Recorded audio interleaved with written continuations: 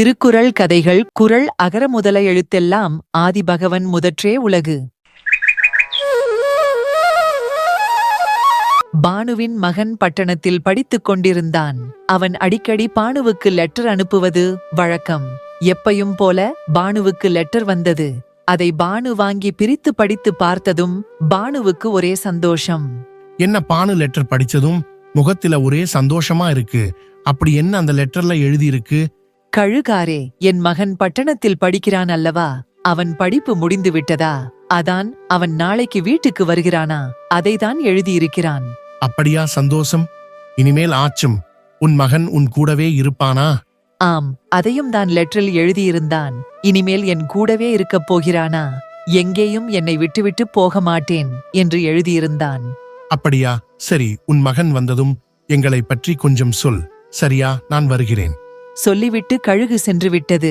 உடனே பானு குருவி தன் மகன் வரும் சந்தோஷத்தில் காட்டுக்குச் சென்று உணவுகளை எடுத்துக் கொண்டிருந்தது. என்ன பானு, என்னைக்கு இல்லாம இன்னைக்கு நிறைய உணவு எடுக்கிற, என்ன ஏதாச்சும் விசேஷமா? புறா அண்ணா, நாளைக்கு பட்டணத்திலிருந்து என் மகன் கவின் படிப்பை முடித்துவிட்டு வருகிறான். அதான் அவனுக்கும் சேர்த்து உணவு எடுக்கிறேன். அப்படியா? சரி சரி, நல்ல விஷயம்தான். சரி, அவன் வந்து திரும்பி போய் விடுவானா இல்ல இங்க இருப்பானா? புறா அண்ணா, அவன் இங்கேதான் இருக்கப் போகிறான். இனிமேல் எங்கேயும் போக மாட்டான். அப்படியா? சரி, உன் மகன் வந்ததும் சொல், நானும் அவனை பார்க்க வேண்டும். சரியா? அப்படி சொன்னதும் பானுவும் சரி என்று சொல்லிவிட்டு அங்கிருந்து உணவை எடுத்துக்கொண்டு வீட்டிற்கு சென்று உணவை வைத்துவிட்டு தன் மகன் வரும் சந்தோஷத்தில் உறங்கிவிட்டது. மறுநாள் பானுகுருவின் மகன் கவின் பட்டணத்தில் படிப்பை முடித்துவிட்டு வீட்டிற்கு வந்தான். வீட்டிற்கு வந்ததும், அம்மா, எப்படி இருக்கீங்கம்மா? உங்களை பார்க்க ரொம்ப வருஷம் ஆச்சுமா. இனிமேல் உங்க கூடவே இருக்க போற. உங்களை விட்டு எங்கேயும் போக போறது இல்ல. சரிடா கண்ணா, நீ எங்கேயும் போக வேண்டாம், இங்கேயே என் கூடவே இருக்கலாம். சரியா? இப்படி இருவரும் சந்தோஷத்துடன் பேசிக்கொண்டே இருந்தார்கள். சிறிது நேரம் கழித்து, அம்மா, நான் நம்ம காட்டை பார்த்து ரொம்ப நாள் ஆகிறது. நான் போய் காட்டை சுத்தி பார்த்துட்டு வரட்டுமா? அப்படியா? சரி, பார்த்து ஜாக்கிரதையாக போய் சுத்தி பார்த்துட்டு வந்துவிடணும். சரியா?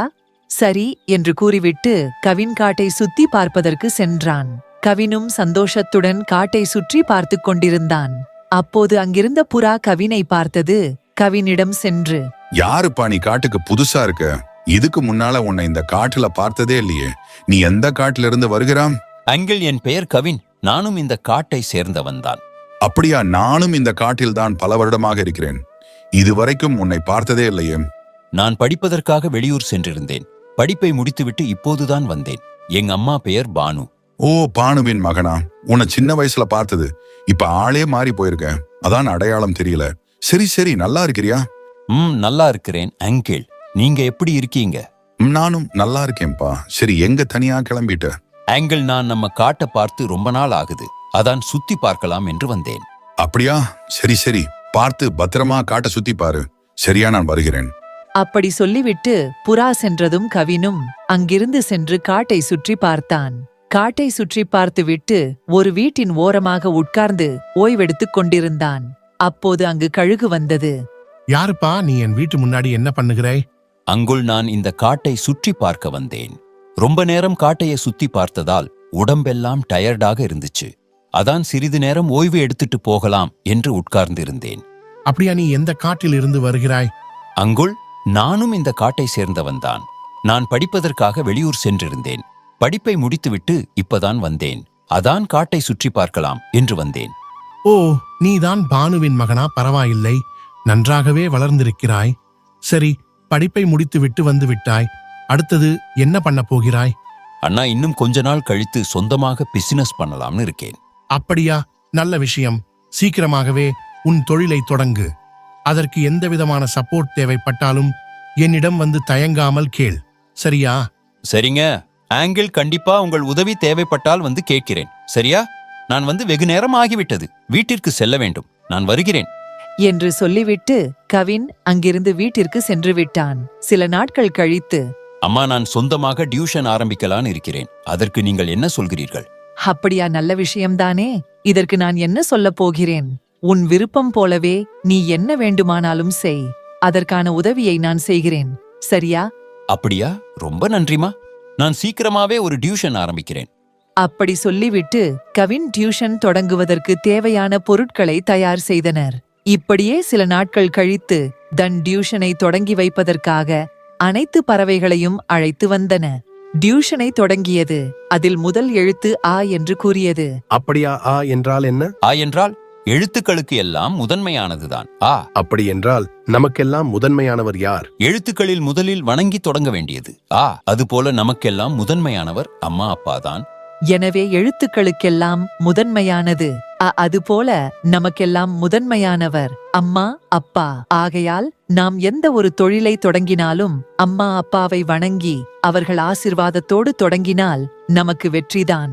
சிறப்பீனும் செல்வமும் ஈனும் அறத்தினூங்கு ஆக்கம் எவனோ உயிர்க்கு. காட்டில் உணவுகள் இல்லாததால் வேறு காட்டிற்கு செல்வதற்கு. ராணி அக்கா, நம்ம காட்டுல நாளுக்கு நாள் உணவு கம்மியாயிட்டே போகுது. சீக்கிரமாவே வேற காட்டுக்கு போகணும். வேற காட்டுக்கு போய் உணவு இருக்குதான்னு பாத்துட்டு வரலாமா?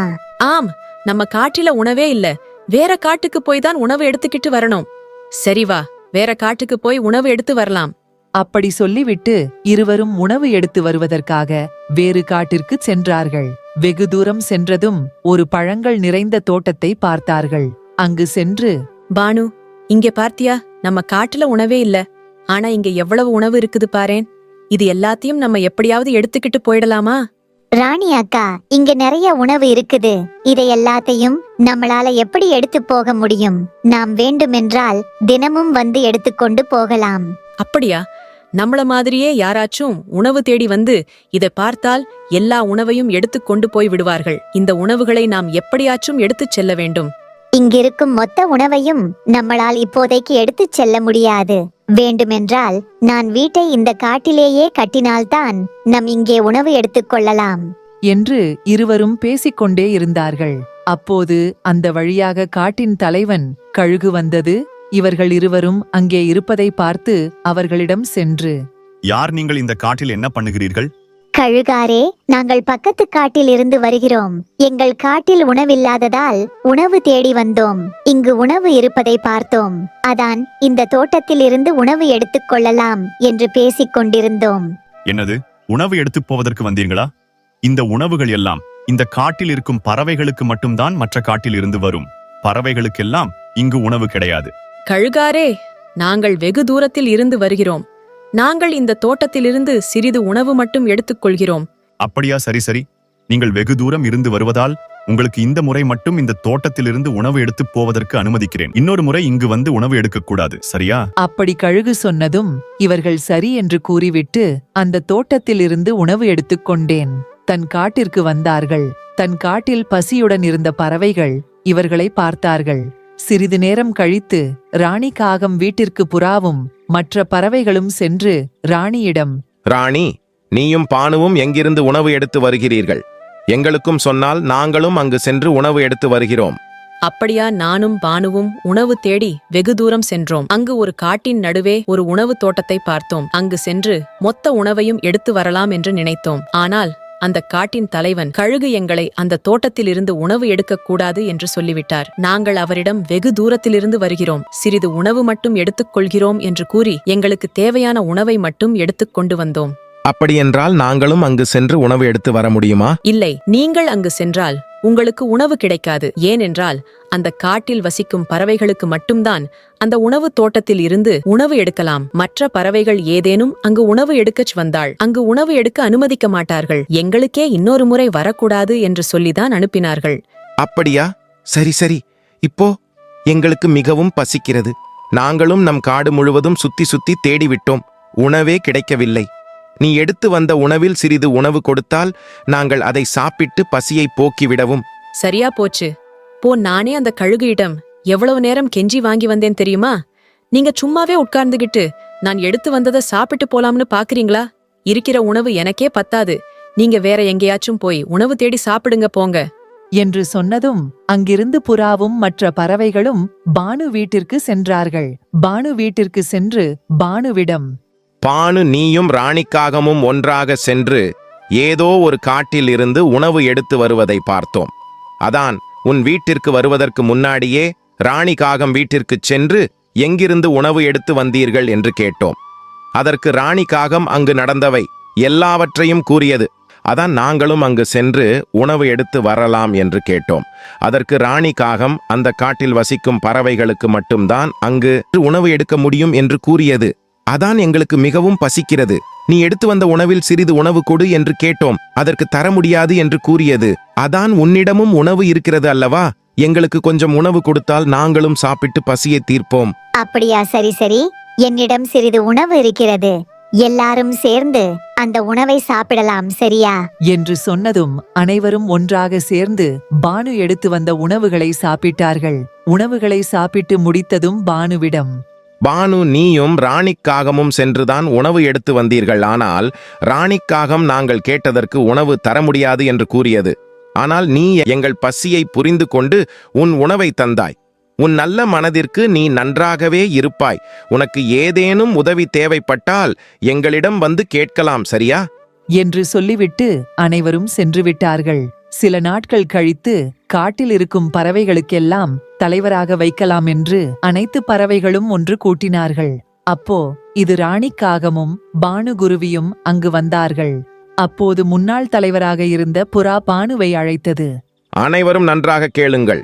நம் காட்டில் உணவு இல்லாத போது உணவு கொடுத்து உதவியை பானுவையை நமக்கெல்லாம் தலைவியாக இருப்பார். பானுவை விட இந்த காட்டில் மற்றவர்களுக்கு தானம் அளிப்பது யாரும் கிடையாது. எனவே பானுவே நமக்கெல்லாம் தலைவி என்று சொன்னார்கள்.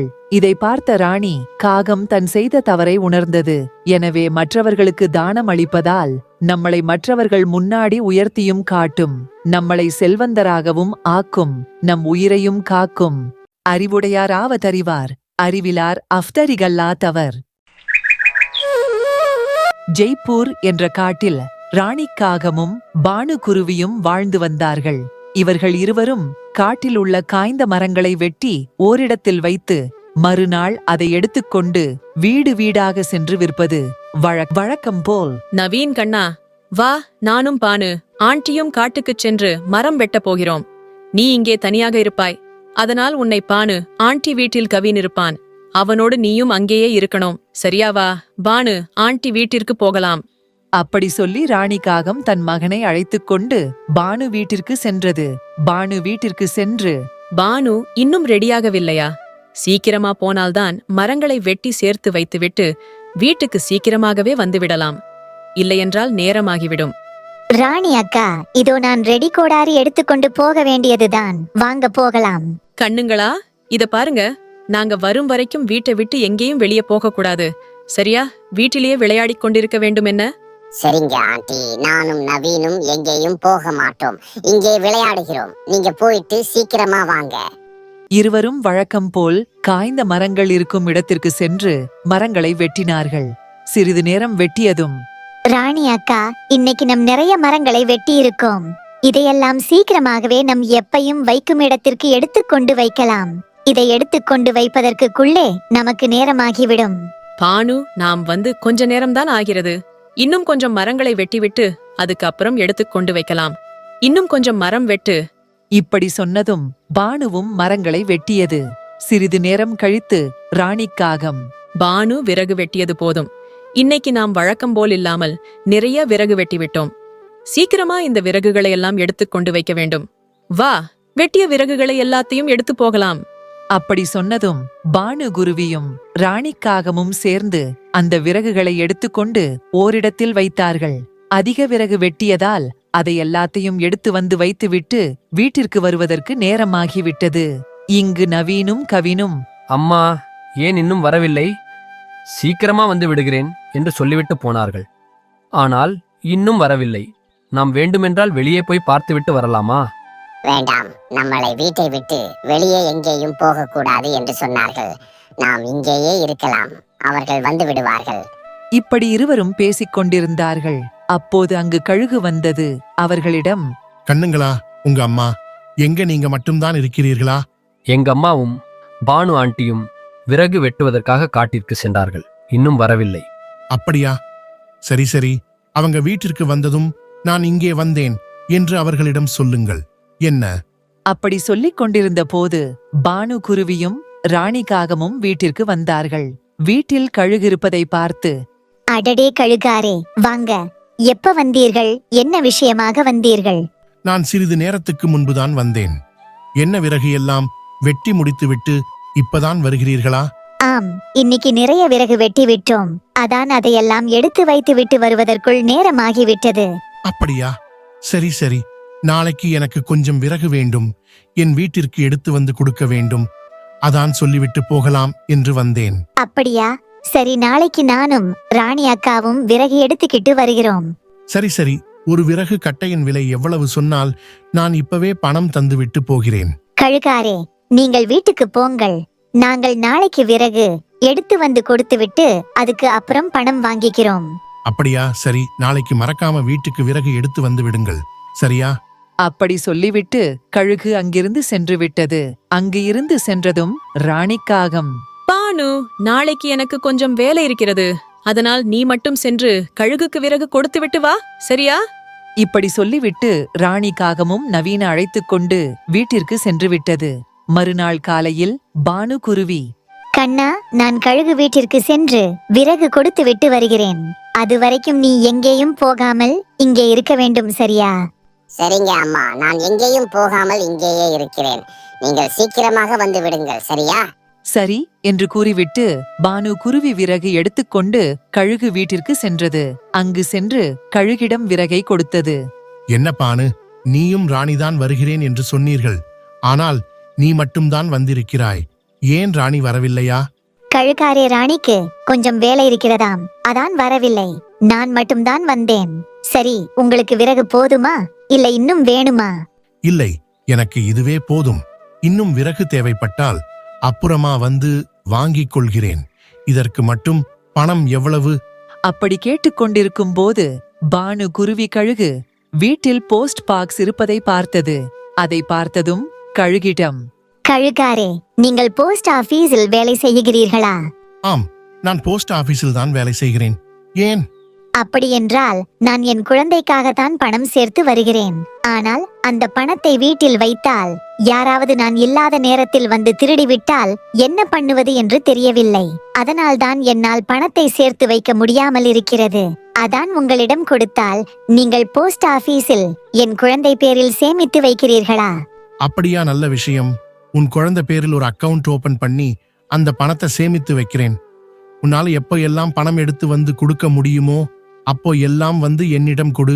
நான் குழந்தை அக்கவுண்டில் பணத்தை சேமித்து வைத்து விடுகிறேன். உனக்கு எப்ப தேவைப்படுகிறதோ அப்போது வந்து மொத்தமாக எடுத்துக்கொள்ளலாம். சரியா? வேண்டுமென்றால் ராணி காகத்தையும் வந்து அதன் குழந்தை பேரிலேயே அக்கவுண்ட் ஓபன் பண்ணி பணத்தை சேமிக்க சொல்.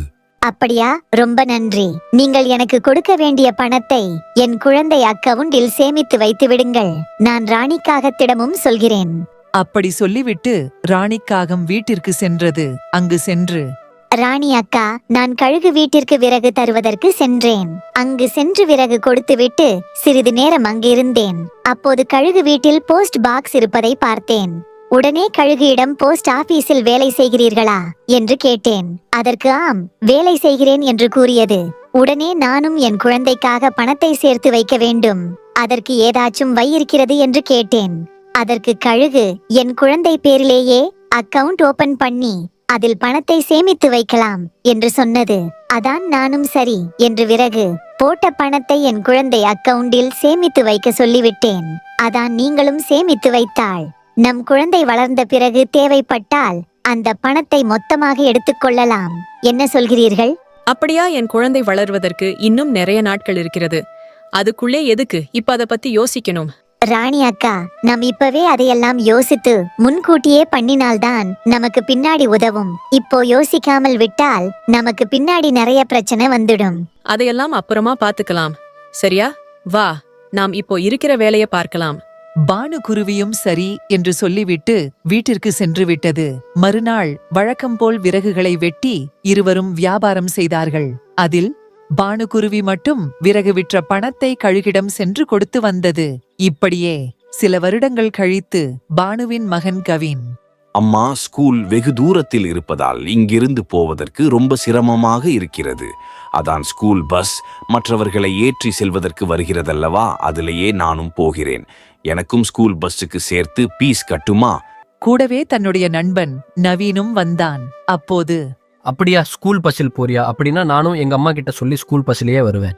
அப்படின்னா சீக்கிரம் சொல்லு, நம்ம 2 பேரும் ஸ்கூல் பஸ்ல ஒன்னா வரலாம். இப்படி இருவரும் பேசிவிட்டு ஸ்கூலுக்கு சென்று திரும்பி வீட்டிற்கு வந்தார்கள். வீட்டிற்கு வந்ததும் நவீன் ராணிக்காகத்திடம், அம்மா கவின், இனிமேல் ஸ்கூல் பஸ்ஸில் தான் வருவானா? நானும் ஸ்கூல் பஸ்ஸிலேயே போறேம்மா. எனக்கும் ஸ்கூல் பஸ்க்கு பீஸ் கட்டுங்க அம்மா. அப்படி சொன்னதும் ராணிக்காகவும் சரி என்று கூறிவிட்டு பானு வீட்டிற்கு சென்றது. அங்கு சென்று, பானு, கவின் ஸ்கூல் பஸ்ஸில் அனுப்பப்ப போறையாமே, அதான் நவீன என்னிடம் வந்து, அம்மா என்னையும் ஸ்கூல் பஸ்ஸில் அனுப்புங்க அப்படின்னு சொன்னா நானும் சரின்னு சொல்லிட்டு இங்க வந்து விட்டேன். ஆனால் இருந்த பணத்தை எல்லாம் அவன் ஸ்கூல் பீஸ்கே சரியா போய்விட்டது. எதுவும் சேர்த்து வைக்கவில்லை. அதான் இப்போது பஸ் பீஸ்க்கு என்ன பண்றதுன்னு தெரியல. அதான் உன்னிடம் ஏதாச்சும் பணம் இருந்தா கூட அப்புறமா தந்து விடுகிறேன். அப்படியா? நானும் நீ சொன்ன மாதிரியே முன்கூட்டியே யோசித்திருந்திருந்தால் இப்போது நான் பணம் கேட்டு வந்திருக்க வேண்டிய அவசியம் இருந்திருக்காது. எல்லாம் ஏன் தவறுதான். இப்போ என்ன பண்ண போகிறேன்? அப்படி புலம்பியதும் பானு குருவி, எனவே ஒரு விஷயத்தை செய்வதற்கு முன்பே அதற்குள் இருக்கும் பிரச்சனைகளை ஆராய்ந்து தெரிந்து கொண்டு அவைகளை எதிர்ப்பதே புத்திசாலித்தனமாகும். எல்லாருக்கும் நன்றாம் பணிதல், செல்வர்க்கே செல்வம் தகைத்து. இளநீர் இளநீர் இளநீர் இளநீர், வாங்க வாங்க, வெறும் 10 ரூபாய் தான், வந்து குடிச்சிட்டு போங்க. வாங்க, இளநீர் இளநீர். பானு, எனக்கு ஒரு இளநீர் கொடு, ரொம்ப தாகமாக இருக்கிறது. தாங்க அண்ணா, பிடிங்க, இளநீர் குடிச்சு உங்க தாகத்தை போக்குங்க. கிளியும் இளநீர் குடித்து முடித்ததும் பானு கிளியிடம், கிளி அண்ணா, இளநீர் எப்படி இருக்கிறது? ஒன்று போதுமா? இன்னும் விடவா? ஒன்றே போதும், இதுவே வயிறு நிரம்பி விட்டது. உன் இளநீரில் நிறைய தண்ணீர் இருக்கிறது. சரி, இந்தா பணம், நான் வருகிறேன். அப்படி சொல்லிவிட்டு கிளி சென்று விட்டது. பானு கடைக்கு பக்கத்திலேயே ராணிக்காகவும் இளநீர் கடை வைத்திருந்தது. ராணி காகம், இளநீர் இளநீர் இளநீர் இளநீர், சுவையான இளநீர், உங்கள் தாகத்தை போக்கும் இளநீர், எங்களுக்கு பணம் கொடுக்கும் இளநீர், வாங்க வாங்க, வெறும் 10 ரூபாய் மட்டும்தான், வந்து வாங்கி குடிச்சிட்டு போங்க போங்க. என்ன ராணி, என்னமோ நீ மட்டும்தான் இளநீர் கடை வைத்திருக்கிற மாதிரி கூவி கூவி விக்கிற பானு குருவியும் வைத்திருக்கிறது தெரியுமா? தெரியும் தெரியும், எனக்கு வியாபாரமாக வேண்டும். அதனால் நான் என்ன வேண்டுமானாலும் சொல்லி கூவி கூவி விற்பேன். சரியா? உங்களுக்கு என்ன இளநீர் வேண்டுமா? ஆம், ஒரு இளநீர் கொடு பார்ப்போம். புறா இளநீர் குடித்துவிட்டு ராணியிடம், ராணி, உன் இளநீர் நன்றாகவே இருக்கிறது. இந்த இளநீர் எல்லாம் எங்கிருந்து எடுத்து வருகிறாய்? இந்த இளநீர் எல்லாம் கழுகு தோட்டத்திற்கு சென்று கழுகிடம் பணம் கொடுத்து வாங்கி வந்தோம். இப்ப கூட இளநீர் கம்மியாக இருப்பதனால் கழுகு தோட்டத்திற்கு சென்று இளநீர் வாங்கி வருவதற்கு ராஜி சென்றிருக்கிறது. அப்படியா? சரி, இந்த பணம் நான் நாளைக்கு வந்து குடிக்கிறேன். சரியா? என்று புறா கூறிவிட்டு சென்றது. இப்படியே சில நாட்கள் கழிந்தது. ஒரு நாள் ராஜி இளநீர் வாங்குவதற்காக கழுகு தோட்டத்திற்கு சென்றது. அங்கு சென்றதும், ராஜி, என் தோட்டத்தில் நிறைய தென்னங்கன்று உள்ளது. அதையெல்லாம் விற்கப் போகிறேன். உனக்கு வேண்டுமென்றால் வாங்கிக்கொள். அப்படியா, நான் வாங்கிக் கொள்கிறேன். ஒரு தென்னங்கன்று விலை எவ்வளவு? ஒரு தென்னங்கன்று விலை 35 ரூபாய். உனக்கு எத்தனை தென்னங்கன்று வேண்டும்? என்ன கழுகாரே, நான் உங்க கிட்டதானே எப்பையும் இளநீர் வாங்கி வைக்கிறேன். எனக்கு ஏதாச்சும் பார்த்து கம்மி பண்ணி கொடுங்களேன். அப்படியென்றால் நீ மொத்தமாக 40 தென்னங்கன்று வாங்கினால் உனக்காக ஒரு தென்னங்கன்று 25 ரூபாய்க்கு தருகிறேன். சரியா? இல்லை, உனக்கு 10 தென்னங்கன்றே போதும் என்றால் ஒரு தென்னங்கன்று விலை 35 ரூபாய்தான். இப்ப சொல், உனக்கு எத்தனை கன்று வேண்டும்? அப்படியா? சரி, நான் வீட்டிற்கு சென்று பணம் எவ்வளவு இருக்கிறது என்று பார்த்துவிட்டு எடுத்து வருகிறேன். அப்படி சொல்லிவிட்டு சந்தோஷத்துடன் ராஜி வீட்டிற்கு சென்றது. ராஜி முகத்தில் சந்தோஷத்தை பார்த்த ராணி காகம், என்ன ராஜிஜி, ரொம்ப சந்தோஷமாக இருக்க போல, என்ன நடந்துச்சு? சொல்லலாமல்ல, சொன்னா நானும் சந்தோஷமா இருப்பேன். ராணி, கழுகு தோட்டத்தில் நிறைய தென்னங்கன்று இருக்கிறது. அந்த தென்னங்கன்று எல்லாம் விற்கப் போகிறதாம். அதான் நமக்கு வேணும் என்றால் வாங்கிக்க சொல்லியது. அப்படியா சொல்லிச்சு? அப்படியென்றால் சீக்கிரமாக போய் அந்த தென்னங்கன்று வாங்கி வரலாம். அதெல்லாம் சரிதான். ஆனால் நம்மிடம் பணம் எவ்வளவு இருக்கிறது? பணமா? உங்களிடம் இளநீர் வாங்குவதற்காக 300 ரூபாய் கொடுத்து விட்டேனே. இன்னும் என்னிடம் 200 ரூபாய் தான் இருக்கிறது. அப்படி என்றால் நம்மிடம் மொத்தமாக 500 ரூபாய் தான் இருக்கிறது. அதை வைத்து தென்னங்கன்று வாங்க முடியாது. ஏன் 500 ரூபாயை வைத்து தென்னங்கன்று வாங்க முடியாதா? ஒரு தென்னங்கன்று விலை எவ்வளவு? ஒரு தென்னங்கன்று விலை 35 ரூபாய். அதுவே நாம் மொத்தமாக 40 தென்னங்கன்று வாங்கினால் நமக்காக 25 ரூபாய்க்கு தருகிறதாம். அப்படியென்றால் நம்மிடம் 500 ரூபாய் தான் இருக்கிறது. மீதமுள்ள பணத்திற்கு எங்கே போவது? ராணி, எனக்கு ஒரு யோசனை. பானு குருவி நம்மளைப் போல்தான் இளநீர் விற்கிறது. அது கிட்ட சென்று இதை பற்றி சொல்லி பார்ப்போமா? ராஜிஜி, நல்ல யோசனை. வாருங்கள் பானு, வீட்டிற்கு சென்று கேட்போம். இப்படி இருவரும் கூறிவிட்டு பானு குருவி வீட்டிற்கு வந்து பானுவிடம், பானு, நம்ம கழுகு தோட்டத்துல நிறைய தென்னங்கன்று இருக்கிறதா? அதை எல்லாத்தையும் விற்க போகிறதாம். அதான் நமக்கு வேணும் என்றால் வாங்கிக்க சொல்லியது ஒரு தென்னங்கன்றின் விலை 35 ரூபாயாம். அதுவே மொத்தமாக 40 தென்னங்கன்று வாங்கினால் நமக்காக ஒரு தென்னங்கன்று 25 ரூபாய்க்கு தருகிறதாம். அதான் எங்களிடம் 500 ரூபாய்தான் இருக்கிறது. நான் உன்னிடம் பணம் இருந்தால் நம் இருவரும் சேர்ந்து வாங்கி ஆளுக்கு பாதி பாதியாக பிரித்துக் கொள்ளலாம். அப்படியா? என்னிடமும் 450 ரூபாய்தான் இருக்கிறது. அதை வைத்து எப்படி வாங்க முடியும்? இன்னும் 50 ரூபாய் தேவைப்படுகிறது. இப்போது என்ன பண்ணலாம்? அப்படியா? இன்னும் 50 ரூபாய்க்கு என்ன பண்ணுவது? சரி, வாங்க, நம்ம போய் அந்த கழுகு இடமே சென்று சொல்லி பார்ப்போம். அதற்கு என்ன சொல்கிறது என்று பார்க்கலாம் என்று சொல்லிவிட்டு மூவரும் கழுகு தோட்டத்திற்கு சென்றார்கள். அங்கு சென்று கழுயிடம் ராஜிகாகம், கழுகாரே, எங்களிடம் 500 ரூபாய்தான் இருக்கிறது. அதை வைத்து 40 தென்னங்கென்றையும் வாங்க முடியாது அல்லவா? அதனால்தான் பானு குருவியையும் எங்களுடன் சேர்ந்து அந்த 40 தென்னங்கென்றையும் வாங்கலாம் என்று வந்திருக்கிறோம். ஆனால் எங்களிடம் 1000 ரூபாய்க்கு இன்னும் 50 ரூபாய் எங்களிடம் குறைவாக உள்ளது. அதன் என்ன பண்ணுவது என்று எங்களுக்கு தெரியவில்லை. சரி, பரவாயில்லை. நீங்கள் இருவரும் இணைந்து வாங்கலாம் என்று முடிவு செய்திருக்கிறீர்களே, அதுவே எனக்கு போதும். 50 ரூபாய் குறைவாக இருந்தாலும் பரவாயில்லை, கொடுங்கள். அப்படி கழுகு சொன்னதும் இவர்களுக்கு ரொம்ப சந்தோஷம் அடைந்தார்கள். உடனே பணத்தை கழியிடம் கொடுத்துவிட்டு தென்னங்கன்றை மொத்தமாக வாங்கிச் சென்று ஓரிடத்தில் வைத்து ராஜி காகம் பானுவிடம், பானு, நீ 450 ரூபாய்தான் கொடுத்தாய். ஆனால் நாங்கள் 500 ரூபாய் கொடுத்தோம். அதனால எங்களுக்கு 21 தென்னங்கன்று வேண்டும். உனக்கு 19 தென்னை கன்று மட்டும்தான், சரியா? ராஜி அண்ணா, நீங்கள் தானே அப்போது சொன்னீர்கள் மொத்தமாக வாங்கி ஆளுக்கு பாதி பாதியாக எடுத்துக்கொள்ளலாம் என்று சொன்னீர்கள். அது மட்டுமல்ல, நம் இருவரும் ஒன்றாக சேர்ந்து மொத்தமாக வாங்கியதனால்தான் கழுகார் 50 ரூபாயை வேணாம் என்று சொன்னார். அதெல்லாம் எங்களுக்கு தெரியாது. 450 ரூபாய்தான் கொடுத்தாய். அதனால் உனக்கு 19 தென்னங்கன்று மட்டும்தான் என்று கூறியது. பானு குருவி சரி என்று கூறிவிட்டு அந்த தென்னங்கன்றை எடுத்துச் சென்று தன் தோட்டத்தில் நட்டது. சில மாதங்கள் கழித்து ராணிக்காகம் வைத்த தென்னை தோட்டத்திலும் பானுகுருவி வைத்த தென்னந்தோட்டத்திலும் இளநீர் வைத்தது. அந்த இளநீர் எடுத்து வந்து எப்பையும் போல இருவரும் இளநீர் விற்கத் தொடங்கினார்கள்.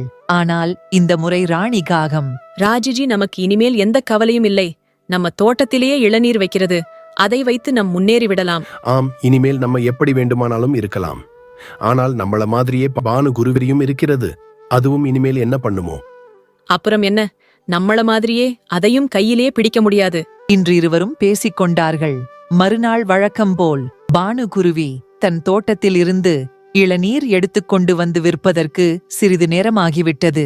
அதை பார்த்து ராணிக்காகம், என்ன பானு, இப்பதான் வருகிறாயா? என்ன தென்னந்தோட்டம் உன்னுடையது என்று பொறுமையாக எடுத்துக்கொண்டு வருகிறாயா? சரி சரி, போ போ, வியாபாரத்தை பாரு என்று கேலி செய்தது. ஆனால் பானுகுருவி அதையெல்லாம் கண்டுக்காமல் இளநீர் விற்கத் தொடங்கியது. சிறிது நேரம் கழித்து புறா இளநீர் குடிப்பதற்காக ராணி கடைக்கு வந்தது. என்ன ராணி, இளநீர் எல்லாம் புதுசாக இருக்குது. உன் தோட்டத்திலே இருந்து எடுத்துக்கிட்டு வந்ததா? சரி, இளநீர் என்ன விலை? ஒரு இளநீர் விலை 20 ரூபாய். விருப்பமாக இருந்தால் வாங்கில்லை என்றால் இடத்தை காலி பண்ணு என்று ஆணவத்துடன் பேசியது. உடனே அங்கிருந்து புறா பானுகுருவி கடைக்கு சென்றது. பானு, ஒரு இளநீர் விலை எவ்வளவு? ஒரு இளநீர் விலை 10 ரூபாய்தான். உங்களுக்கு எத்தனை வேண்டும்?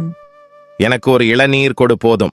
புறாவும் பானு குருவி கொடுத்த இளநீர் குடித்துவிட்டு பானுவிடம், பானு, நீயும் உன் தோட்டத்திலிருந்துதான் இளநீர் எடுத்து வந்து விற்கிறாய். உன்னிடமும் பணம் உள்ளது. நீ நினைத்தால் எப்படி வேண்டுமானாலும் இருக்கலாம். ஆனால் அப்படியெல்லாம் இல்லாமல் நீ எப்பவும் போலவே மற்றவர்களை மதிக்கிறாய். எனவே நீயும் இன்னும் மேலும் மேலும் வளர வேண்டும் என்று வாழ்த்திவிட்டு சென்றது.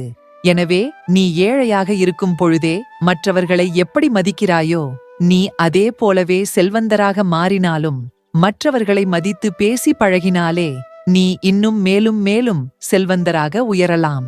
செய்யாமல் செய்த உதவிக்கு வையகமும் வானகமும் ஆற்றல் அரிது. காட்டில் மழைக்காலம் ஆரம்பித்தது. இங்க பாருங்க, மழைக்காலம் வேறு வந்து விட்டது. அப்பவே சொன்னேன், மழைக்காலம் வருவதற்குள் நம் வீட்டை சரி செய்தாக வேண்டும் என்று சொன்னேன். நீங்கள் தான் அப்புறம் சரி செய்து கொள்ளலாம் என்று சொல்லிவிட்டீர்கள். இப்போ பாருங்கள், நம் வீட்டின் உள்ளே மழை வருகிறது. இப்ப என்ன பண்ண போகிறோம்? நான் என்ன சும்மா உட்காந்துக்கிட்டா? வீட்டை சரி செய்ய மாட்டேன்னு சொன்னேன். கொஞ்ச நாளா உடம்பு சரியில்லைன்னு உனக்கே தெரியும். அப்புறம் உடம்பு சரியான பிறகு வீட்டு சரி செய்து கொள்ளலாம் என்று பார்த்த அதற்குள் மழை காலம் வந்துருச்சு. அதெல்லாம் சரிதான். இப்ப பாருங்க, நம்ம வீடு ஃபுல்லா ஒழுகுது. இப்படியே மழை நிற்காமல் பேஞ்சா நம்ம வீடு மொத்தமும் உடைஞ்சி போயிடும். அதுக்குள்ளே சரி செய்ய வேண்டும். பானு, இப்ப எப்படி வீட்டை சரி செய்ய முடியும்? மழை வேற அதிகமாக பெய்கிறது. இப்ப வெளியே போய் விறகு கட்டை எடுத்து வர முடியாது. மழை நின்ற பிறகு நம் வீட்டில் சரி செய்யலாம். அப்படி பேசிவிட்டு மழை நிற்கும் என்று பார்த்து கொண்டே இருந்தார்கள். ஆனால் வெகு நேரமாகியும் மழை நிற்கவில்லை என்பதால் பானு, என்ன இது மழை இப்போதைக்கு விடாது போல. வீடு வேற இருக்க அதிகமாக ஒழுகுது. இப்படியே மழை இன்னும் கொஞ்ச நேரம் பேஞ்சா நம்ம வீடு உடைந்து விடும். இப்ப என்ன பண்ண போறோம்? ஆமாம், நீ சொல்லுறது மாதிரியே இந்த மழை வேற விடாது போல. சீக்கிரம் வேறு எங்கேயாச்சும் போய் உதவி கேட்டு பார்க்கலாம் வா என்று கூறி புறப்பட்டார்கள். சிறிது தூரம் சென்றதும் ராணி காகம் வீட்டை பார்த்தார்கள்.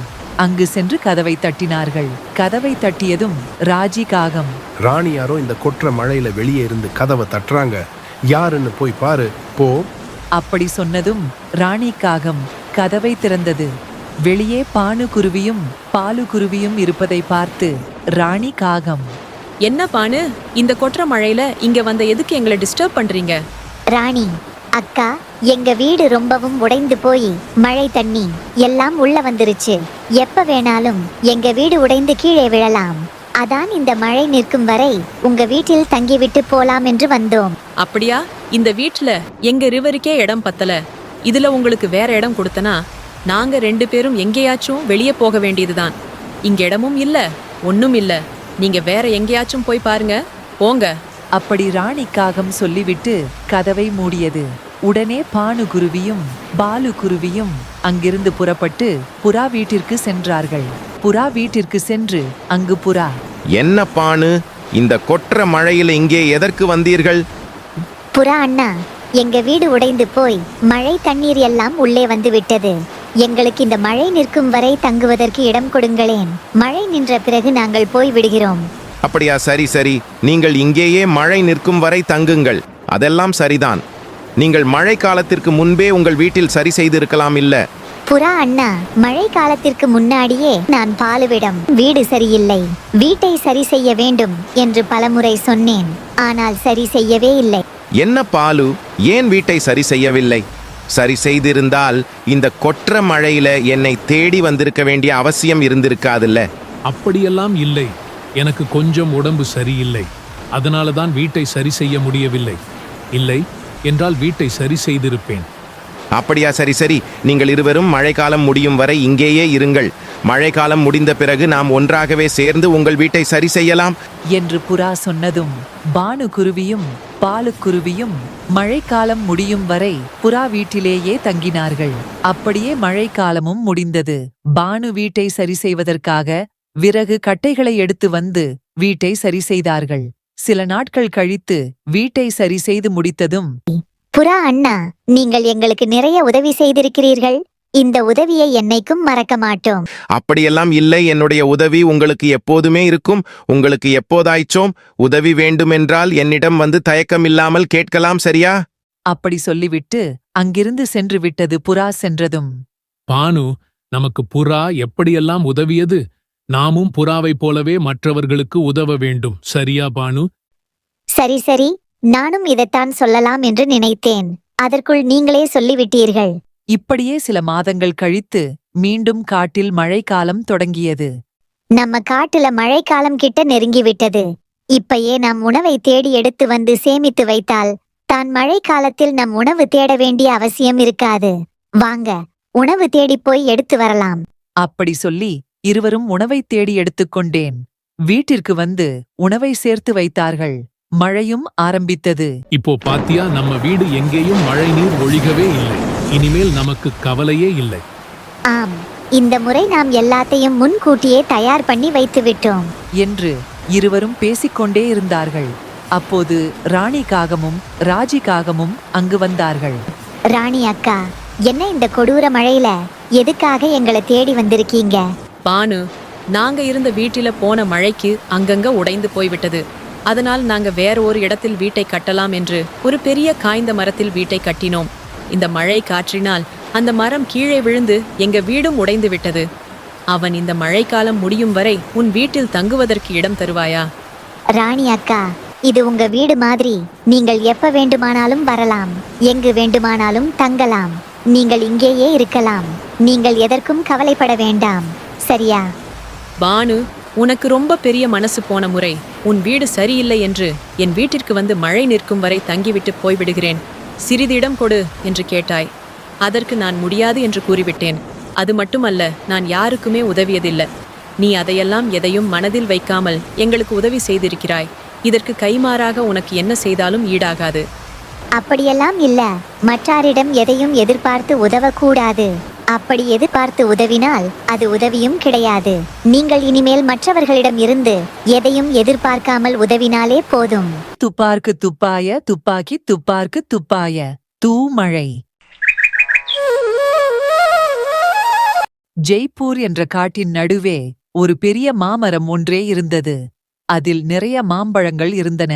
அந்த காட்டில் உள்ள பறவைகள் எல்லாம் இந்த மாமரத்தில் வந்து அந்த பயங்களை ருசித்து சாப்பிட்டுவிட்டு வீட்டுக்கும் எடுத்துச் சென்று சேமித்து வைத்தார்கள். ஆனால் அதில் 2 சோம்பேறி காகங்கள். என்ன பானு, மாம்பழத்தை எல்லாம் வீட்டுக்கு எடுத்துக்கிட்டு போவதற்கு பறிச்சு வச்சிட்ட போல. ஆமா ராணி அக்கா, மழைக்காலம் வரப்போகுதல்லவா, அதான் மழை வருவதற்கு முன்னாடி உணவெல்லாம் சேமித்து வைத்ததா நமக்கு மழையில உணவு தேட வேண்டிய அவசியம் இருக்காது. பானு, நீ சுத்தமான ஒரு பயந்தாங்கொல்லியா இருக்க. மழை வந்தா என்ன? நாங்க எல்லாம் மழையிலே இங்க வந்து பழத்தை எல்லாம் சாப்பிட்டு போவோம். மழைக்கெல்லாம் பயந்து போற. ராஜி அண்ணா, நீங்க வேணா, மழையில வந்து உணவு சாப்பிட்டு விட்டு போங்க. நான் இப்பவே சேமித்து வைத்துக் கொள்கிறேன். சரி சரி, போ.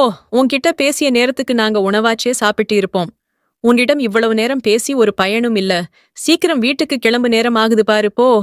இப்படி பேசிவிட்டு அந்த 2 சோம்பேறி காகங்கள் எதை பற்றியும் யோசிக்காமல் அந்த மரத்திலுள்ள பழங்களை சாப்பிட்டு முடித்ததும் பக்கத்தில் இருக்கும் ஒரு சிறிய குட்டையில் தண்ணீர் குடித்துவிட்டு வீட்டில் போய் தூங்குவதுமாக இருந்தார்கள்.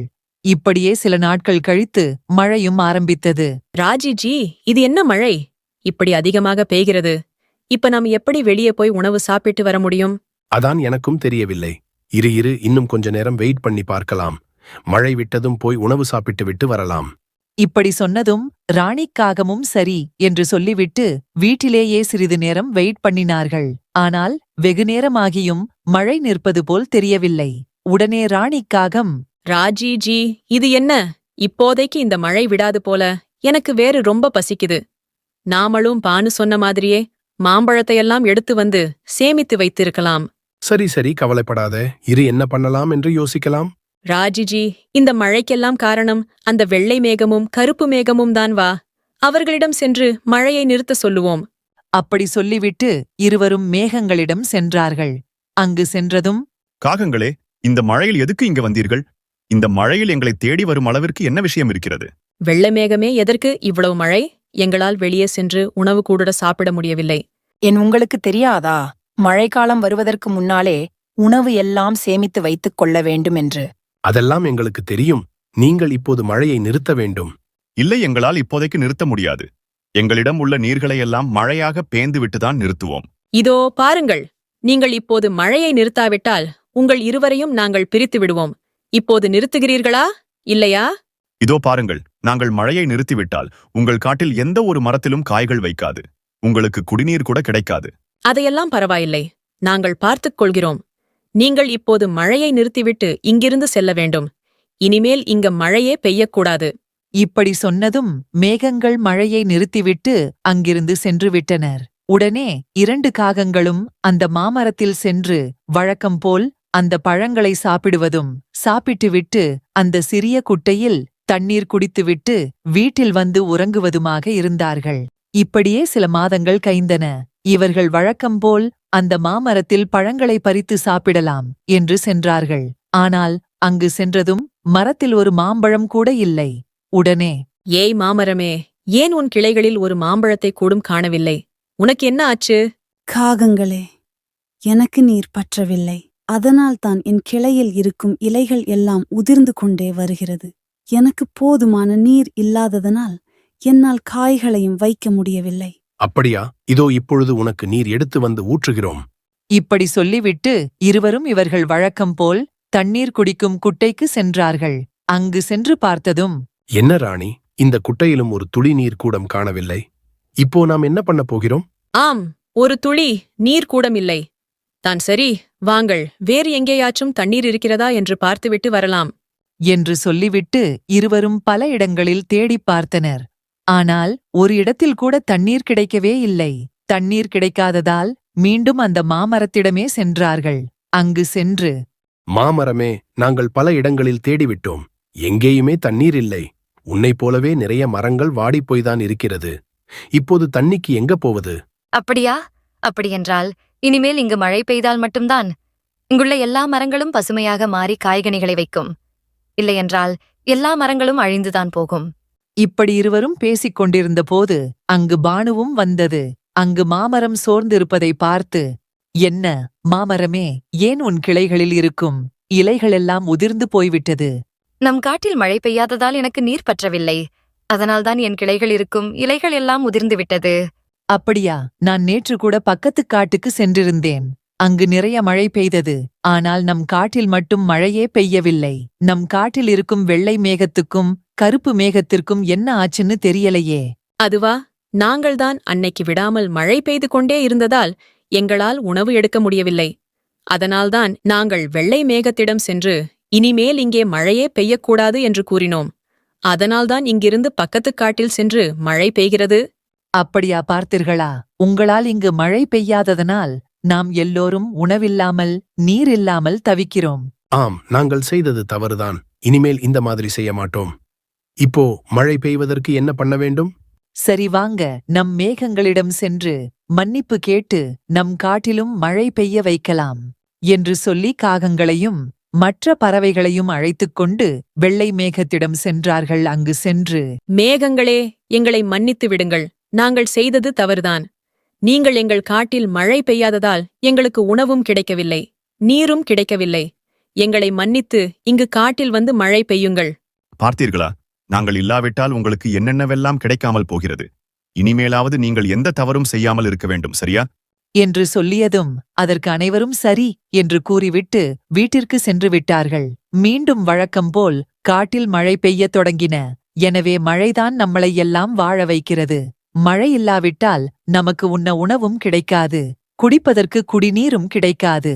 எப்பொருள் யார் யார் வாய் கேட்பினும் அப்பொருள் மெய்ப்பொருள் காண்ப தறிவு. நகைக்கடைக்காரரே, என் மனைவிக்கு ஒரு செயின் எடுக்கலாம்னு வந்திருக்கிறோம். நீங்களே ஒரு நல்ல டிசைனா காட்டுங்க பாப்போம். இதோ இத பாருங்க. இது எல்லாமே இப்போ வந்த டிசைன் தான் உங்களுக்கு. இதுல எந்த டிசைன் பிடிச்சிருக்கா பார்த்து எடுத்துக்கோங்க. பானு, இதுலயே பாரு, நிறைய டிசைன் இருக்கிறது. இதுல எந்த டிசைன் என் மனைவிக்கு பொருத்தமா இருக்கும் கொஞ்சம் பார்த்து எடுத்து கூட என்று சொன்னதும் பானுவும் அதிலிருந்து ஒரு செயினை எடுத்து கழுகுயிடம், கழுகு அண்ணா, இந்த டிசைன் உங்க மனைவிக்கு இது பொருத்தமாக இருக்கும். இந்த டிசைனையே எடுத்துக்கலாமா? சரி, இந்த டிசைன் எனக்கும் பிடித்து இருக்கு. இதையே எடுத்துக்கலாம். நகை கடைக்காரரே, இந்த டிசைன் எங்களுக்கு ஓகே. இது என்ன விலை? நீங்க எடுத்திருக்கும் செயின் ஒரு பவுன். ஒரு பவுனின் விலை 1000 ரூபாய். அதிலேயே இது புதிய மாடல் என்பதால் கொஞ்சம் கூடுதலாக வரும். மொத்தமாக இந்த ஷைனின் விலை 1100 ரூபாய். நகை கடைக்காரரே, நாளைக்கு எங்கள் கல்யாண நாள் வருகிறது. அதான் என் மனைவிக்கு சர்ப்ரைஸாக செயின் வாங்கி கொடுக்கலாம் என்று வந்தோம். கொஞ்சம் பார்த்து கம்மி பண்ணி கொடுங்களேன். அப்படியா? வாழ்த்துக்கள். சரி, வேண்டுமென்றால் இந்த 100 ரூபாய் தான் என்னால் கம்மி பண்ண முடியும். அதற்கு மேல் கம்மி பண்ணினாள் என் முதலாளி வந்து பார்த்தால் சண்டை போடுவார். அப்படியா? சரி சரி, நாளைக்கு எங்க வீட்டில் சின்னதா ஒரு பார்ட்டி வைத்திருக்கிறோம். நீங்களும் வாருங்கள், சரியா? அப்படி சொல்லிவிட்டு இந்த செயினை வாங்கிக் கொண்டு இருவரும் வீட்டிற்கு சென்றார்கள். மறுநாள் காலையில் கல்யாண நாளை கொண்டாடுவதற்கு அனைத்தையும் தயார் பண்ணி வைத்தார்கள். அங்கு அனைத்து பறவைகளும் ஒன்றாக கூடியிருந்தார்கள். கழுகு தன் மனைவி வாணியிடம் வாங்கி வந்த நகையை கொடுத்தது. அதை பார்த்த வாணி, எனக்கு பிடிச்ச செயின். இது என்ன கனவா இல்ல, நிஜமா எல்லாரும் இருக்காங்க. அப்ப இது நிஜம்தான். என்னங்க, நான் இன்னைக்கு ரொம்ப சந்தோஷமா இருக்கேன். ரொம்ப தேங்க்ஸ். உங்களுக்கு என்ன வேணும்னாலும் கேளுங்க, நான் அதை செஞ்சு தரேன். இந்த மாதிரி உனக்கு ஏதாச்சும் வாங்கி கொடுத்தா எல்லாத்தையும் செஞ்சு தரேன்னு சொல்றது, அப்படி எதுவும் வாங்கி தராமல் ஏதாச்சும் கேட்டா இதான் இருக்கிறது, இருக்கிறத வச்சுதான் செஞ்சு சாப்பிடணும் அப்படின்னு சொல்றது. அப்படியெல்லாம் இல்லை. உங்களுக்கு இப்ப என்ன வேண்டுமானாலும் கேளுங்கள், இப்போ உங்களுக்கு உடனே செஞ்சு தரேன். அதெல்லாம் இருக்கட்டு, இந்த செயினை போட்டுக்கிட்டு போய் இங்க வந்தவங்கள முதல்ல கவனி, அப்புறம் என்ன செய்யறதுன்னு சொல்றேன் போ. இந்த செயின் இங்க இருக்கட்டும், வந்தவங்கள கவனிச்சிட்டு அப்புறமா போட்டுக்கிறேன், சரியா? அப்படி சொல்லிவிட்டு வாணி அங்கு வந்தவர்களிடம் பேசிக் கொண்டிருந்தது. அப்போது பானுவின் மகன் கவின் வாணியின் நகையை எடுத்து பார்த்து, இந்த நகை ரொம்ப ஜொலிக்குது. இதே மாதிரியே நம்ம அம்மா கிட்ட கேட்டு வாங்கி தர சொல்லலாம். அப்படி சொல்லிவிட்டு அந்த நகையை சிறிது நேரம் பார்த்து கொண்டிருந்தது. அப்போது அங்கு விளையாடிக் கொண்டிருந்த புறாவின் மகன் தேவ் கவினை பார்த்து கூப்பிட்டான். கவினை கூப்பிட்டு இருவரும் விளையாடிக் கொண்டிருந்தார்கள். சிறிது நேரம் கழித்து வாணி, அந்த நகையை எடுத்து கழுத்தில் போடலாம் என்று வந்து பார்த்தால், அப்பொழுது அங்கு அந்த நகையை காணவில்லை. உடனே வாணி, என்னங்க, சீக்கிரம் இங்க வாங்களேன். என்ன வாணி, என்ன அங்க பேசிக்கிட்டு தானே இருக்கேன், எதுக்கு இப்போ அவசரமா கூப்பிட்ட? இங்க பாருங்க, நம்ம வச்சுட்டு போன நகைய காணா. நல்லா பாத்தியா? இங்கதான் எங்கேயாச்சும் வச்சிருப்ப, கொஞ்சம் நல்லா தேடிப்பாரு. ஐயோஸ், நான் நல்லா தேடி பார்த்துட்டேன், இங்க எங்கேயுமே இல்ல. இங்க இருக்கிறவங்க தான் யாரோ திருடி இருக்காங்க, ஆனா யாருன்னு தெரியல. இப்ப என்ன பண்ண போறேன்? சரி சரி, கவலைப்படாத, கேட்கலாம். நண்பர்களே, இங்கு வைத்திருந்த நகையை காணவில்லை. அதான் உங்களில் யாராவது தெரியாமல் எடுத்து வைத்திருப்பீர்கள். அப்படி யாராவது எடுத்து வைத்திருந்தால் கொடுத்து விடுங்கள். அப்படியா? இங்க யாரும் எடுக்கலையே. அப்படி ஆராய்ச்சி எடுத்து இருந்தா கொடுத்துடுங்க. அங்கள நான் பார்க்கும்போது கவின்தான் அந்த நகையை எடுத்து கையில் வைத்திருந்தான். அவன் தான் எடுத்து இருக்கணும். இல்லை, நான் அதை எடுத்து பார்த்து விட்டு அங்கேயே வச்சுட்டேன். நாளா அதை எடுக்கல, என்னை நம்புங்க. உண்மையா, நான் அதை எடுக்கல. அப்படி சொன்னதும் கழுகுக்கு ஒண்ணுமே புரியவில்லை. அப்போது அங்கிருந்த நகை கடைக்காரர் கழுகுகின் அருகில் சென்று ரகசியமாக பேசிக் கொண்டார்கள். சிறிது நேரம் கழித்து நகை கடைக்காரர் ஒரு உருளையை தனியாக வைத்து வந்து எல்லாரிடமும், இதோ பாருங்கள், அந்த உருளை தெரிகிறதா? அந்த உருளை மேல் கை வைத்து சத்தியமாக நான் திருடவில்லை என்று 3 முறை கூற வேண்டும். அப்படி கூறினால் யார் நகையை திருடினாரோ அவர் கை அந்த உருளை பிடித்துக் கொள்ளும். யார் திருடவில்லையோ அவர்கள் கை அந்த உருளை பிடிக்காது. சரியா? ஒருவராக சென்று அதன் மேல் கை வைத்து 3 முறை சொல்லிவிட்டு வாருங்கள். அப்படி சொன்னதும் முதலில் கவின் அந்த உருளை மேல் கை வைத்து, சத்தியமாக நான் திருடவில்லை, சத்தியமாக நான் திருடவில்லை, சத்தியமாக நான் திருடவில்லை என்று 3 முறை சொன்னதும் கவினின் கை அந்த உருளை பிடிக்கவில்லை. உடனே கவின் சந்தோஷத்துடன் அந்த இடத்தை விட்டு வெளியே வந்தான். அடுத்ததாக தேவ் சென்றான். சத்தியமாக நான் திருடவில்லை, சத்தியமாக நான் திருடவில்லை, சத்தியமாக நான் திருடவில்லை. அவனும் கூறிவிட்டு சந்தோஷத்துடன் வெளியே வந்தான். மற்றவர்கள் ஒருவர் பின் ஒருவராக சென்று அந்த உருளை மேல் கை வைத்து சத்தியம் செய்துவிட்டு வந்து நின்றார்கள். கடைசியாக ராணிக்காகவும், சத்தியமாக நான் எடுக்கவில்லை, சத்தியமாக நான் எடுக்கவில்லை, சத்தியமாக நான் எடுக்கவில்லை கூறிவிட்டு வந்து நின்றது. அனைவரும் வரிசையாக நின்றிருந்தார்கள். அப்பொழுது நகைக்கடைக்காரரும் கழுகும் சேர்ந்து அவர்கள் கையை நீட்ட சொன்னார்கள். அவர்கள் கைகளை நீட்டியதும் அவர்கள் கையை ஒருவர் கையாக மோர்ந்து பார்த்தார்கள். கடைசியாக ராணி காகத்தின் கையை மோர்ந்து பார்த்துவிட்டு ராணி காகத்தை மட்டும் தனியாக நிக்க வைத்துவிட்டு மற்றவர்களை போக சொன்னார்கள். அவர்கள் அப்பால் சென்றதும் ராணி காகத்தை அடித்து, நீதான் அந்த நகையை திருடியிருக்கிறாய். அந்த உருளையெல்லாம் சும்மாதான், அது யார் கையையும் பிடிக்காது. நாங்கள் அந்த உருளையே ஒரு கருவியாக தான் பயன்படுத்தினோம். ஆனால் அதன் மேல் தேனை தடவி வைத்திருந்தோம். அதன் மேல் யாரெல்லாம் கை வைத்து சத்தியம் செய்தார்களோ அவர்கள் எல்லார் கையிலும் தேன் இருக்கிறது. உன் கையில் மட்டும்தான் தேன் இல்லை. அப்படியென்றால் நீ அந்த உருளை மேல் கையை வைக்கவில்லை. அப்படியென்றால் நீதான் திருடி இருக்கிறாய். எங்கே அந்த நகை? கழுகாரே, என்னை மன்னித்து விடுங்கள். நான் தான் அந்த நகையை திருடினேன். நகையின் ஆசையில் திருடிவிட்டேன். அதோ அந்த கல்லுக்கு பின்னாடிதான் வைத்திருக்கிறேன். என்னை மன்னித்து விடுங்கள். அப்படி சொன்னதும் உடனே அந்த நகையை எடுத்து பார்த்துவிட்டு, வாணி கழுகு, பார்த்தீர்களா? நம் தேவை இல்லாமல் கவின் மேல் சந்தேகப்பட்டார். ஆனால் இப்பொழுது ராணி காகம்தான் அந்த நகை எடுத்து வைத்திருக்கிறது. எனவே மற்றவர்கள் சொல்வதை வைத்து நாம் நம்பக்கூடாது. எதுவாக இருந்தாலும் அதை தீர விசாரிப்பதே மெய்யாகும். தேரார்க்க யாரையும் தேராது, தேர்ந்த பின் தேறுக தேரும் பொருள்.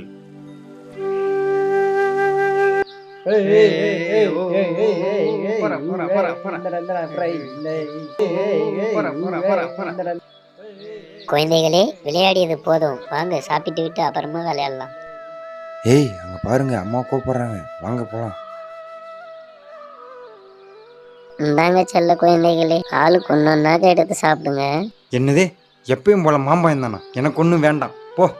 என்னடா கண்ணா, நீ தானே பசிக்குதுன்னு சொன்ன. ஆமா, எனக்கு ஒரு பயம் தான் வேணான்னு சொன்னேன். எல்லா பயமும் வேணாம் நான் சொன்னேன். எனக்கு எல்லா பயமும் கொடுங்க. கவின் கண்ணா, இருந்த எல்லா பயத்தையும் ஆளுக்கு ஒன்று கொடுத்துட்டேன். இன்னும் 2 பயம்தான் இருக்கு. அதில் ஒன்று உனக்கு, இன்னொன்று எனக்கு. சரியா? அப்படின்னே எனக்கு ஒன்றும் வேணாம். நான் வேற காட்டுக்கு போய் உணவு தேடி சாப்பிட்டுக்கிறேன். கவின் கண்ணா, அப்படியெல்லாம் போகக்கூடாது. வேண்டும்னா அந்த 2 பயத்தையும் நீயே சாப்பிடு. நான் நாளைக்கு உனக்கு நிறைய பயம் பறிச்சுட்டு வந்து தரேன்.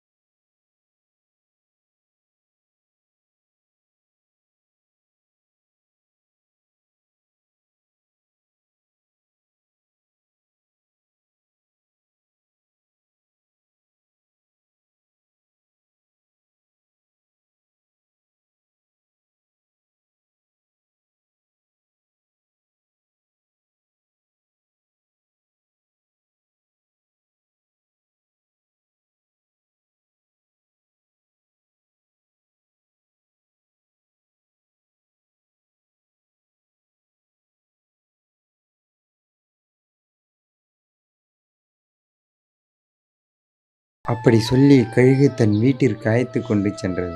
அங்கு சென்றதும் கவின், நிறைய பழங்கள். ஆமாம், இது எல்லாம் உனக்கு தான், எடுத்து சாப்பிடு. கவினும் அங்கிருந்த பழத்தை எல்லாம் சாப்பிட்டு கொண்டிருந்தான். அப்பொழுது கழுகு உடனே கவின் கயத்தில் விலங்கை மாட்டியது. உடனே கவின், ஏய் என்னை விடு, ஏன் என்னை கட்டி போடுற? நான் உன் நண்பன் தானே. நீ என்ன நண்பனா? சே, நாளைக்கு உன்னை சமைக்க போறான். அவன் தான் ஏன் நண்பன். உன்னை போல நிறைய நண்பர்களை பார்க்க வேணும்னு சொன்னல, வா காட்டுறேன். என்னை விடு, நான் வரல, என்னை விடு. என்னை விடு. ஏய், நீ அந்த கை கிட்ட மாட்டிக்கிட்டியா? எப்படி, எங்க மாட்டிக்கிட்ட? சரி, உன் பேர் தான் என்ன? இவனுக்கு அந்த ருசியான பழத்தை கொடுத்துருக்கோம், அதான் மாட்டிக்கிட்டான். என் பேர் கவின். நானும் அந்த ருசியான பழத்தை சாப்பிட்டு தான் அந்த கை கிட்ட மாட்டிக்கிட்டேன். நீங்களும் அப்படிதான் மாட்டிக்கிட்டீங்களா? நீ மட்டும் இல்ல, இங்க இருக்கிற எல்லாருமே அப்படித்தான் மாட்டிக்கணும். ஏன் நீங்க எல்லாரும் இங்கிருந்து தப்பிக்கணும்னு நினைக்கவே இல்லையா? நாங்களும் ரொம்ப நல்லா தப்பிக்கணும்னு நினைச்சோம். ஆனா எங்க கயித்துல விலங்கு மாட்டிடுறதுனால எங்களால தப்பிக்க முடியல. அப்படின்னா நான் ஒரு யோசனை சொல்றேன், கிட்ட வாங்க. கவின் இறந்து போன மாதிரி நடித்ததும் மற்ற பறவைகள் எல்லாம் 5 சத்தம் போட்டன. அந்த சத்தத்தை கேட்டு கழுகும் அங்கு வந்து கவினை தூக்கி பார்த்தது. உடனே அங்கிருக்கும் எல்லா பறவைகளும் அந்த கழுகை சங்கிலியால் சுத்தி கட்டி போட்டு அவர் வைத்திருந்த விலங்கின் சாவியை எடுத்து அந்த பூட்டை திறந்து கொண்டு எல்லா பறவைகளும் அந்த வீட்டை விட்டு வெளியே வந்தன. இப்ப எப்படி நம்ம காட்டுக்கு போவது? அதோ அந்த பறவையை நான் என் காட்டில் பலமுறை பார்த்திருக்கேன். அந்த பறவை எங்கள் காட்டில் வந்துதான் உணவு அடிக்கடி எடுத்து போகும். அதன் பின்னாடியே போனால் எங்கள் காட்டுக்கு போய் விடலாம். வாங்க.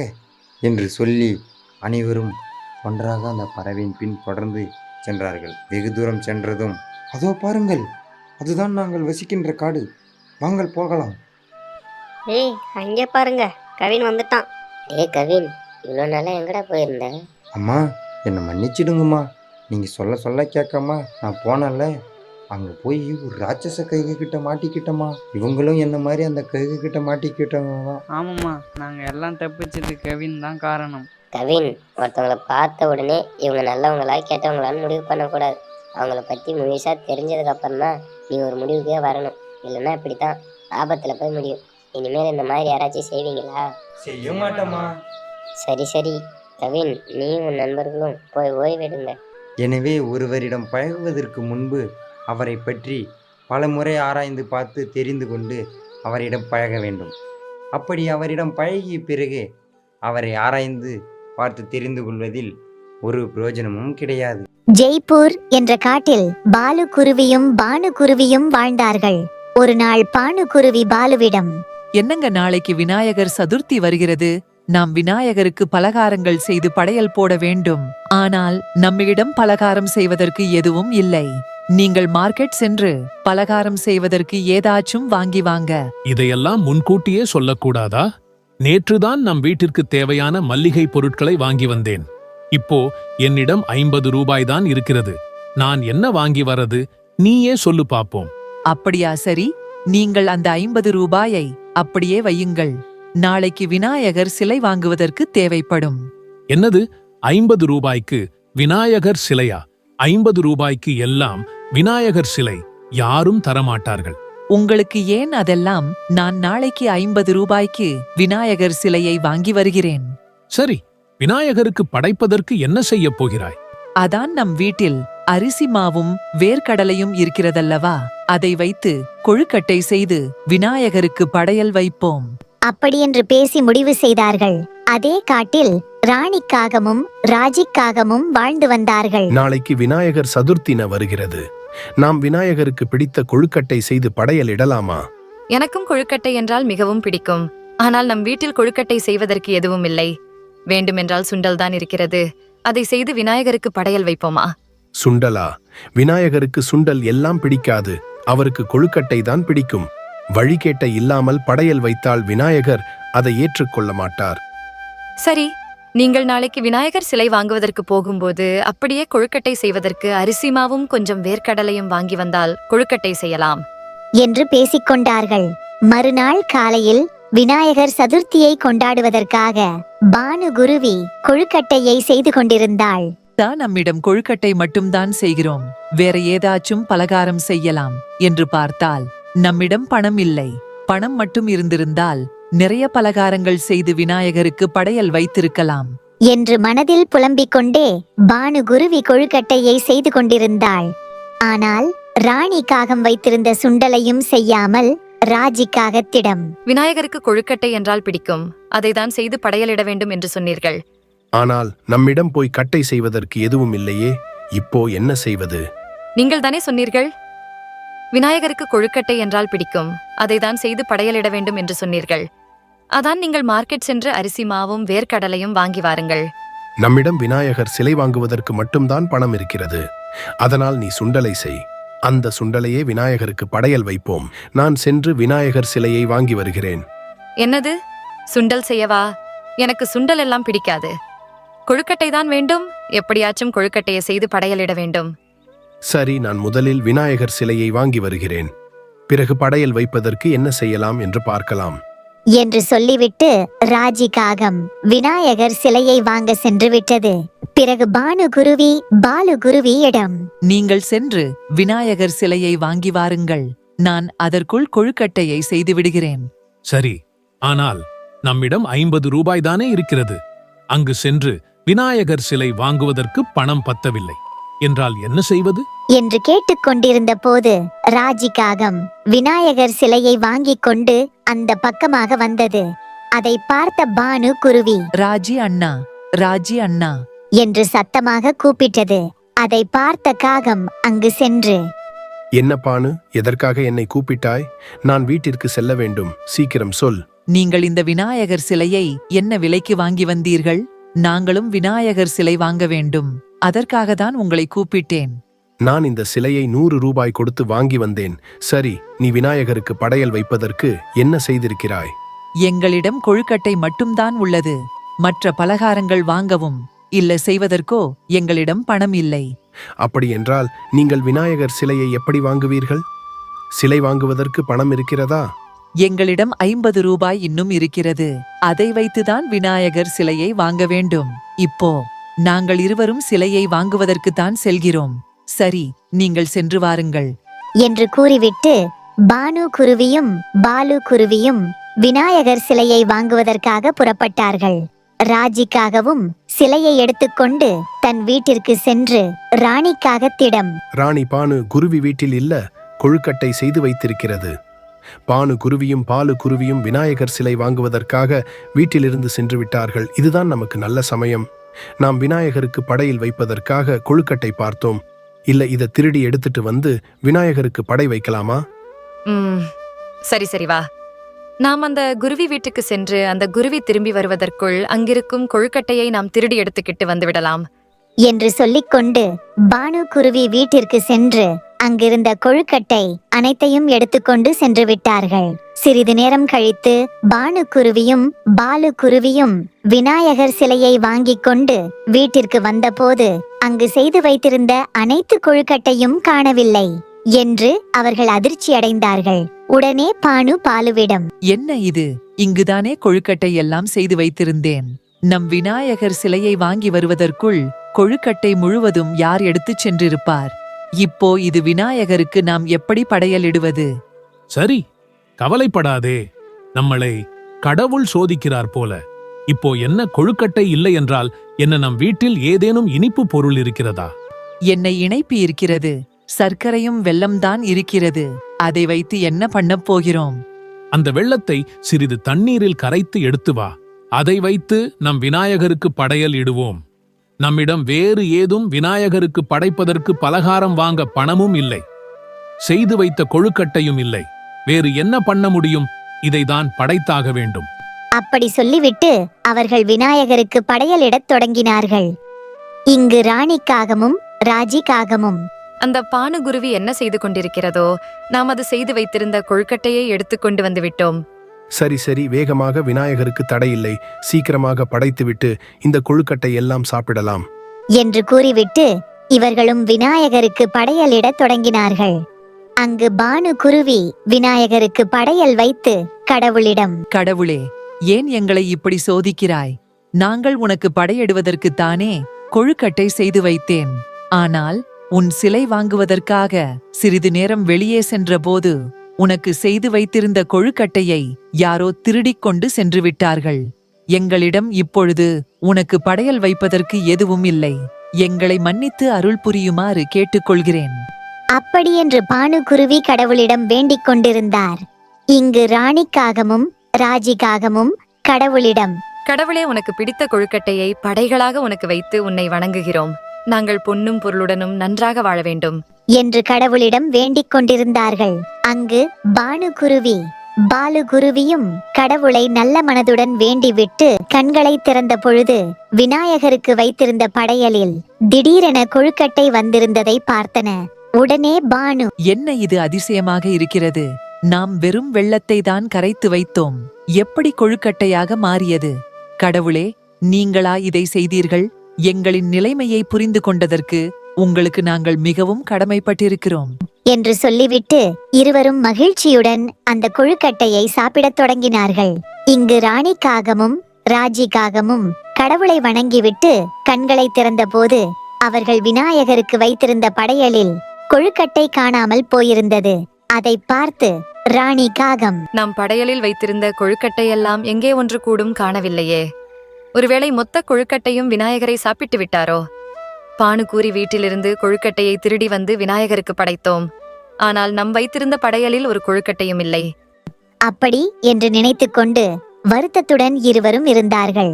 அப்போது பானுகுருவி காகத்தின் வீட்டிற்கு வந்து காகத்திடம், ராணி அக்கா, நான் என் வீட்டில் விநாயகருக்கு கொழுக்கட்டை செய்து படையலிட்டேன். நீங்கள் கொழுக்கட்டை என்றால் விரும்பி சாப்பிடுவீர்கள். அதனால்தான் உங்களுக்கு கொழுக்கட்டை எடுத்து வந்திருக்கிறேன். தாங்கள் நீங்கள் சாப்பிடுங்கள் என்று சொல்லிவிட்டு பானுகுருவி தன் வீட்டிற்கு சென்றது. பானுக்கூரி வீட்டிலிருந்து கொழுக்கட்டையை திருடி வந்து விநாயகருக்கு படைத்தோம். ஆனால் நம் வைத்திருந்த படையலில் ஒரு கொழுக்கட்டையும் இல்லை. அதுவே பானுகுருவி வீட்டில் ஒரு கொழுக்கட்டையும் வைக்காமல் எடுத்துக் கொண்டு வந்து விட்டோம். ஆனால் நம்மிடம் கொழுக்கட்டை இல்லை. பானுகுருவிடம் கொழுக்கட்டை இருக்கிறது. அப்படியென்றால் கடவுள் பல வகையான பலகாரங்களை வைத்து படைத்தால்தான் நம்முடைய வேண்டுகோளை நிறைவேற்றுவார் என்று நினைத்தது தவறு. நம்மிடம் என்ன உள்ளதோ அதை வைத்து மனதார கடவுளை வணங்கினாலே போதுமானது என்று காகம் தன் செய்த தவறை உணர்ந்தது. ஹாய் வியூவர்ஸ், இந்த கதை உங்களுக்கு பிடித்திருந்தால் லைக் பண்ணுங்க, காமெண்ட் பண்ணுங்க, கூடவே சப்ஸ்கிரைப் பண்ணுங்க. இன்னும் ஒரு நல்ல கதையுடன் உங்களை பார்க்கலாம். பை. அகில உலகத்தையே படைத்து மக்களை குறையின்றி காத்து வருபவன் இறைவன். அப்படிப்பட்ட இறைவனுக்கு ஒரு நாள் தன் படைப்பில் உருவான அனைவரும் மகிழ்ச்சியாக இருக்கிறார்களா என்று தெரிந்து கொள்ள வேண்டும் என்று அவர் விரும்புகிறார். ஒரு நாள் வானுலகில் இருந்து கீழே இறங்கிய பூலோகத்திற்கு வந்து உருவத்தை மாற்றிக்கொண்டார். அவர் இறங்கிய இடம் அடர்ந்த மரங்கள் நிறைந்த காடாக இருந்தன. அங்கு வகை வகையான மரங்கள் இருந்தன. அவர் ஒவ்வொரு மரங்களிடமும் சென்று அவர்களது நிறையை குறையை கேட்க விரும்பினார். முதலில் ஒரு ஆலமரத்திடம் சென்று, ஆலமரமே, உனக்கு ஏதாவது மனக்குறை இருக்கிறதா என்று கேட்டார். அதற்கு ஆலமரம், மனிதர்கள் மத்தியில் எனக்கு பலவித பெருமைகள் உண்டு. நான் மிகப்பெரிய தோற்றத்தை வைத்திருக்கிறேன். பல உயிர்களுக்கு அடைக்கலம் தருகிறேன். இவ்வளவு பெருமையுடைய எனது கனிகளோ மிகவும் சிறியதாக இருக்கின்றன. இவ்வளவு பெருமைகளை தாங்கிக் கொண்டிருக்கும் எனக்கு எனது கனிகளின் அளவு மிகச் சிறியதாக இருப்பது வருத்தமாக இருக்கிறது என்று ஆலமரம் கூறியது. சரி, வருகிறேன் என்று கூறிவிட்டு அடுத்ததாக வேப்ப மரத்திடம் சென்று, வேப்ப மரமே, உனக்கு ஏதாவது மனக்குறை இருக்கிறதா என்று கேட்டார். அதற்கு, என்னால் மக்கள் அடையக்கூடிய பயன்கள் பல உண்டு. என் உச்சி முதல் வேர் வரை அனைத்தும் மருத்துவ பயனே. இருந்தாலும் எனது கனிகளை மக்கள் யாரும் விரும்பி உண்பதில்லையே. அது எனக்கு மிகப்பெரிய மன வருத்தமாக இருக்கிறது என்று வேப்ப மரம் கூறியது. சரி, நான் வருகிறேன் என்று கூறிவிட்டு அடுத்தபடியாக ஒரு பலாமரத்திடம் சென்றார். பலாமரமே, உனக்கு ஏதாவது மனக்குறை இருக்கிறதா அதற்கு, நான் எவ்வளவு சுவை மிகுந்தவன். முக்கணிகளில் ஒன்று என எனக்கு அடையாளமே கொடுத்திருக்கிறார்களே. மக்கள் விரும்பி புசிக்கக்கூடிய அற்புதமான சுவையை கொடுத்த நீங்கள் என் உடல் அமைப்பை ஏன் முட்கள் போன்று அழகில்லாமல் கொடுத்து விட்டீர்களே. அது எனக்கு மிகப்பெரிய மனக்குறைதான் என்று பலாமரம் கூறியது. இறைவனுக்கு என்ன சொல்வதென்றே தெரியவில்லை. தான் நினைத்தது ஒன்று, இங்கு காண்பது வெவ்வொன்றாக இருக்கிறது என நினைத்து கொண்டே மனம் போன போக்கில் அவர் பறந்து கொண்டு சென்றிருந்தார். அப்பொழுது ஒரு வாசனை அவரது மூக்கை துளைத்து கொண்டது. இந்த வாசனை எங்கிருந்து வருகிறது? மிகவும் அற்புதமாக இருக்கிறதே என்று அந்த வாசனை வந்த இடத்தை நோக்கி பறந்து கொண்டு சென்றார். அங்கே சோலையின் வெளியே ஓரத்தில் மகிழம்பூ மரம் ஒன்று இருந்தது. அவர் அருகில் செல்ல செல்ல அந்த வாசனை அந்த மரத்தின் உள்ள பூக்களில் இருந்துதான் வருகிறது என்பதை உணர்ந்து கொண்டார். இறைவன் அந்த மரத்திடம் சென்று, மரமே, உனக்கு ஏதாவது மனக்குறை இருக்கிறதா என்று கேட்டார். அதற்கு, இறைவா, எனக்கு எந்த மனக்குறையும் இல்லை. நீங்கள் எனக்கு கொடுத்ததே என்று கூறியது. இறைவனுக்கு மிகுந்த ஆச்சரியமாக இருந்தது. உண்மையிலேயே உனக்கு எந்த மனக்குறையும் இல்லையா என்று கேட்டார். அதற்கு, உண்மையிலே எனக்கு எந்த மனக்குறையும் இல்லை. இன்னும் சொல்லப்போனால் என்னுடைய மலரின் வாசத்தால் இந்த சோலையையே நான் தாளாட்டிக் கொண்டிருக்கிறேன். இது நான் ஒரு இனிய இசையை மீட்டுவது போல் எனக்கு மிகுந்த மனநிறைவை தருகிறது என்று மகிழம்பூ மரம் கூறியது. இறைவன் வாய்விட்டு கலகலவென சிரித்தார். அதற்கு மகிழம்பூ மரம், ஏன் சிரிக்கிறீர்கள் என்று கேட்டது. உலக உண்மையை உணர்ந்து கொண்டேன், அதனால் சிரிக்கிறேன் என்று கூறினார். இந்த உலகில் உள்ள அனைத்தும் என்னால் படைக்கப்பட்டவையே. ஆடை ஆபரணங்கள், கோபுரங்கள் என எத்தகைய அதிசயத்தையும் என்னுடைய ஒரு கைவிரல் சொடுக்கில் என்னால் நிகழ்த்தி காட்ட முடியும். ஆனால் போதும் என்ற மனநிறைவான மனதை மட்டும் நான் படைத்த எந்த உயிருக்கும் என்னால் கொடுக்க முடியாது. அப்படி ஒரு மனதை நான் உன்னிடம் பார்க்கிறேன். எனக்கு மிகவும் மகிழ்ச்சியாக உள்ளது. நான் சென்று வருகிறேன் என்று கூறி இறைவன் புறப்பட்டார். மரத்தில் இருந்து பூக்கள் விழுந்தாலும் பூக்கள் வாட வாட அதன் வாசனை அதிகரித்து கொண்டே இருக்கும். இதுதான் மகிழம்பூ மரத்துக்கு மட்டும் உள்ள சிறப்பு. இதை போலவே நாமும் நம் வாழ்க்கையில் உள்ள குறைகளை தள்ளி வைத்துவிட்டு நிறைகளை முன்னிறுத்தி வாழ்க்கை மகிழ்ச்சியாக வாழ முயற்சி செய்ய வேண்டும். போதும் என்ற மனம் ஒரு மனிதனுக்கு கிடைக்கக்கூடிய மிகப்பெரிய செல்வம். அதனால் தான் நம் முன்னோர்கள் போதும் என்ற மனமே பொன் செய்யும் மருந்து என்று கூறினார்கள்.